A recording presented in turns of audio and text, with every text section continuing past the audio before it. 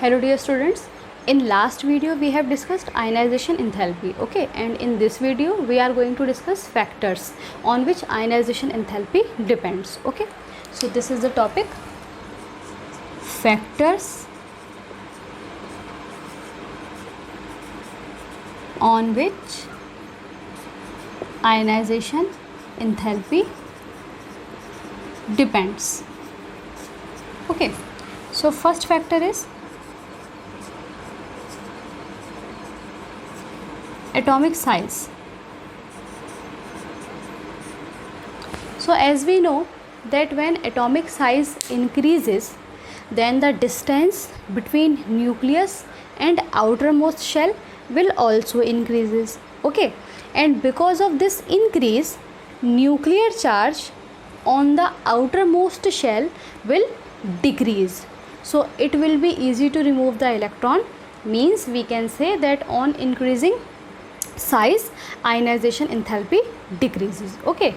Let's see, suppose this is the atom,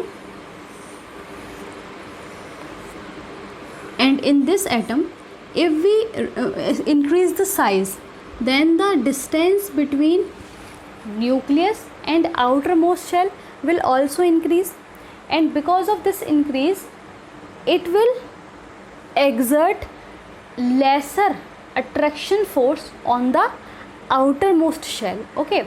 So if we want to remove this electron, then it will be easy to remove this electron because it is loosely bonded. Now it is loosely bonded to this nucleus, okay. So ionization enthalpy decreases on increasing size.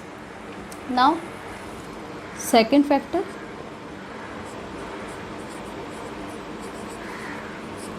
nuclear charge.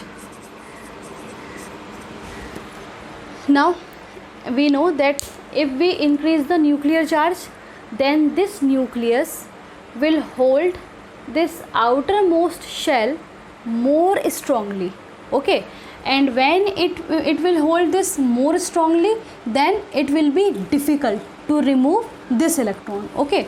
So for this removal we have to provide extra energy, means ionization enthalpy will increase, okay. So we can say that on increasing nuclear charge ionization enthalpy also increases, okay. Next is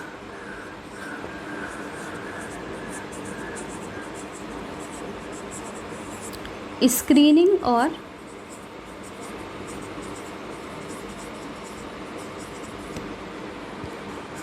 shielding effect. What is screening or shielding effect? Actually, suppose we want to remove this electron, okay, and this is the nucleus. So definitely between this nucleus and this electron, all electron will present, okay, more electron will present, okay. So these electron which is present between nucleus and this electron are known as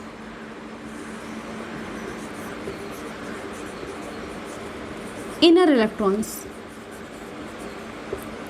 And now what is the role of these inner electrons?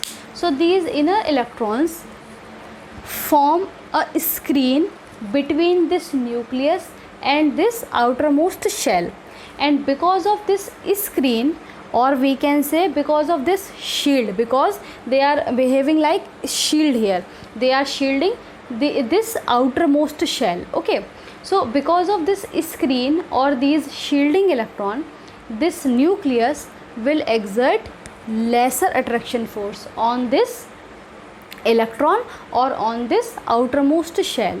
So we can say that on increasing screening effect or shielding effect, ionization enthalpy decreases, okay, and this phenomena, this shielding phenomena is known as screening or shielding effect, okay. Next is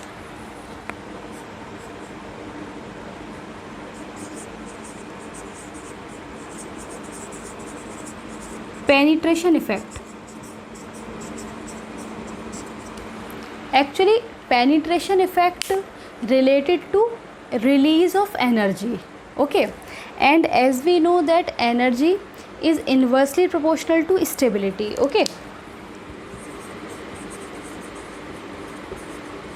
stability energy. So because of this relation, as we know that all the element has natural tendency to attain maximum stability. Okay, so to attain maximum stability, all the element has tendency to release maximum amount of energy. Okay, so because of this fact, when we fill electron in orbit, then electron goes into s orbital first. Okay, now why in s orbital first, and how this by the entering of electron in s suborbital increase the stability? Let's see. Actually, this is well known fact that these are s orbitals, these are p orbitals, these are d orbitals, and these are f orbitals. Actually, I am representing orbitals. Okay, means s here, s suborbit represents s suborbital here. Okay, only here.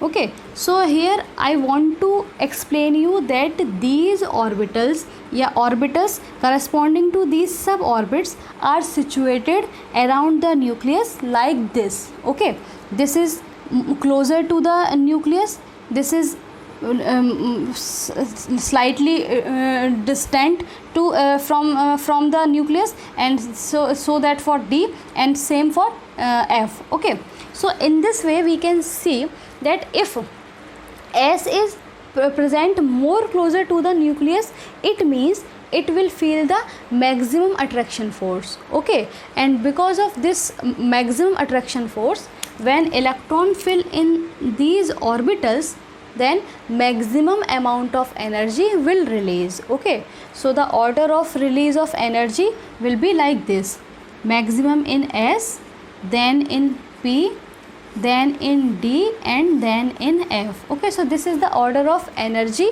released in particular orbitals. Okay, so this is penetration effect.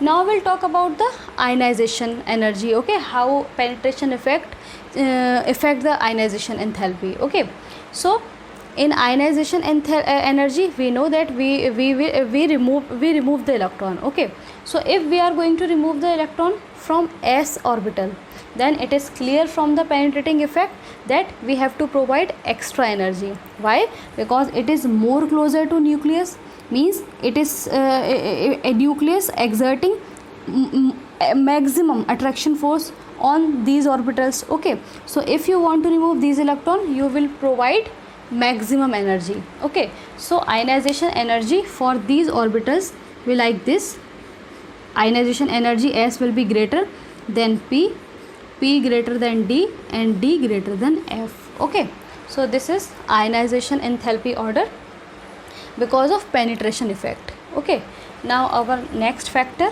is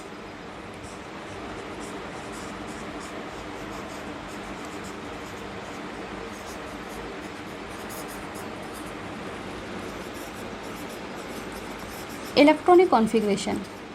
So as we know that some element represents fully filled configuration and some element shows half filled electronic configuration, and both these type of configuration has extra energy, extra stability than the other configurations. Okay, so these type of configuration resist the removal of electron because they already having a stable configuration, so they do not want to change their configuration because of a stable form. So if we want to remove electron from this type of configuration, we have to provide extra energy. This is the reason that beryllium shows greater ionization enthalpy than boron, because its electronic configuration is 1s2 2s2, which is fully filled. And what about the boron? 2p1. Now same for nitrogen. Nitrogen shows greater ionization enthalpy than oxygen, as it shows this type of configuration, which is half filled.